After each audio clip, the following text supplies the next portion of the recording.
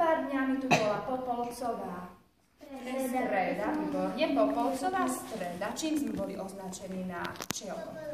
Popolom. Sme dostali taký krížik, že? Aj vy ste dostali? Nie. Dostali sme krížik.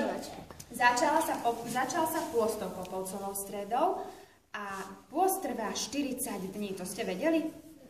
To nie, tak si zapamätajte. A na konci pôstu bude jeden veľký sviatok. Ešte väčší ako Vianoce. Viete, čo to je? Aký sviatok? Veľká noc. Veľká noc. Tam je zmrtvých stania. Ten sviatok voláme Veľká noc. A tých 40 dní nám slúži na to, aby sme sa na túto Veľkú noc, na ten veľký sviatok pripravili. Aby sme sa dobre pripravili.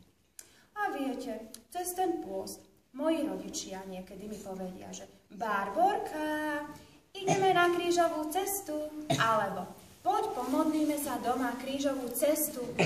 Neviem ako vy, deti, ale ja niekedy sa neveľmi rada modlím tú krížovú cestu, pretože sa mi zdá dlhá, niekedy jej nerozumiem.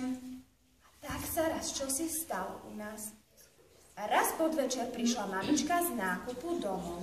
Priniesla všeličo v taškách nakúpené a keďže ja si teraz cez pôst lepím takú knižočku a do nej si lepím nálepky za to, čo pomôžem a rôzne dobré skutky, tak som utekala do kuchyne a mamičke som pomáhala vykladať staršie veci.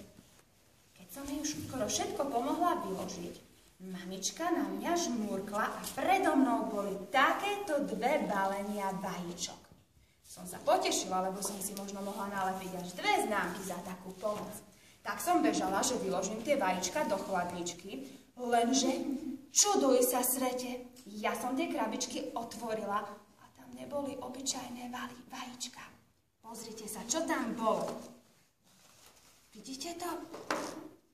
Boli tam takéto kinder vajíčka z tých čokoládových, tam, kde bývajú prekvapenia. Poznáte ich? A na každom takomto vajíčku bolo číslo. Mamka s ockom mi povedali, že sú to poučné vajíčka a je ich, Táni, ty to vidíš dobre, koľko ich je? 14. A toľko zastavení má krížová cesta. A mamka s ockom mi povedali, že aby som tú krížovú cestu lepšie pochopila a aby ma začala aj tak lepšie baviť, tak mi do nich pripravili také prekvapenia, ktoré mi budú ukazovať, ako sa jednotlivé zastavenia volajú a o čom sú. A s týmto sa chcem s vami podeliť a verím tomu, že si odteraz zapamätáte veľmi dobre tie zastavenia krížovej cesty.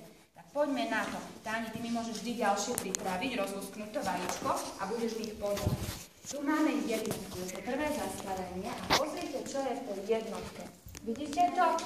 Čo to je? Reťaz. A čo sa s tou reťazou robí? Môžu sa takto spútať